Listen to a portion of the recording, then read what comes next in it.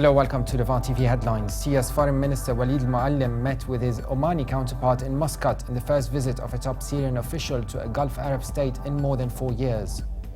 The Islamic State group has abducted 230 civilians, including at least 60 Christians, in a central Syrian town hours after it captured it.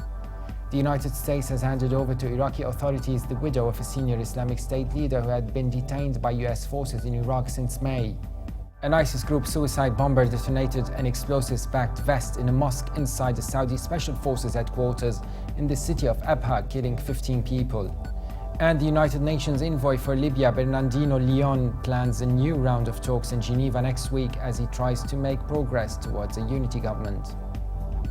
Now let's take a look at the top headlines in today's newspapers in the Middle East.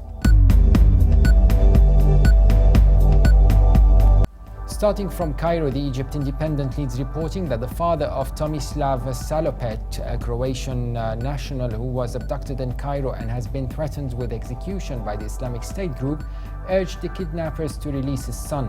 The paper also reports that Egyptian President Abdel Fattah al-Sisi says Egypt would defeat terrorism as he inaugurated the new Suez Canal project and the first ship passed through the waterway. From Beirut, the Daily Star leads reporting that 87 inmates and 36 guards are facing charges in connection with riots at Rumia prison earlier this year. The paper also reports that General Security said it has arrested 2 people suspected of plotting to carry out a suicide attack in Lebanon. From the UAE, the Khalij Times leads reporting that Egyptian President Abdel Fattah al-Sisi inaugurated the new Suez Canal to an audience of world leaders, dignitaries and all walks of the Egyptian society, proclaiming that the Arab world's most populous country would defeat terrorism.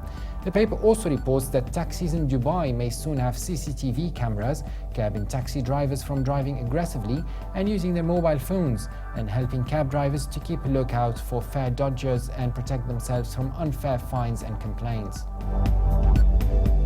Now let's have a look at the top Middle East headlines from papers here in London.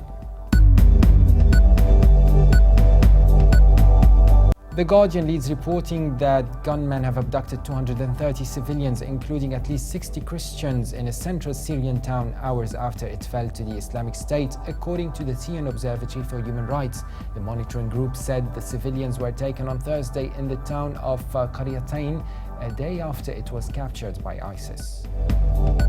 The Telegraph leads reporting that the leader of a far-right Israeli group has risked arrest by apparently voicing support for arson attacks on Christian churches amid an official crackdown on Jewish extremism.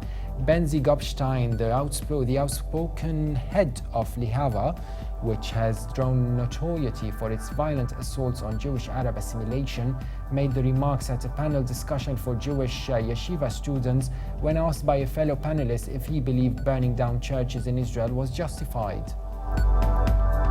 The Independent leads reporting that a striking photo has surfaced online of 2 Palestinian men reportedly shielding an Israeli policewoman while being pelted with rocks being thrown by Israeli settlers.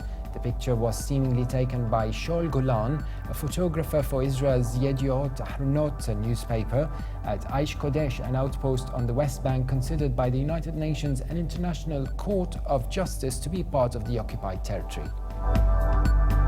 Now let's have a look at the top Middle East headlines in international papers. From Germany, the Deutsche Welle reports that satellite imagery released by a US think tank has accused Tehran of sanitizing a research site ahead of inspection.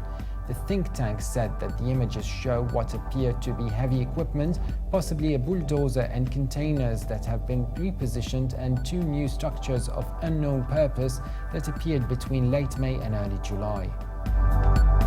And finally, the International New York Times reports that a suicide bomber killed at least 15 people on Thursday, including 12 members of a Saudi police force, when he detonated explosives in a mosque in southern Saudi Arabia. The bomb was the deadliest attack in recent years on Saudi Arabia's police forces and the most recent in a series of attacks on mosques in the kingdom. That was it for today, and for more updates, please visit levant.tv. Thanks for watching, and bye for now.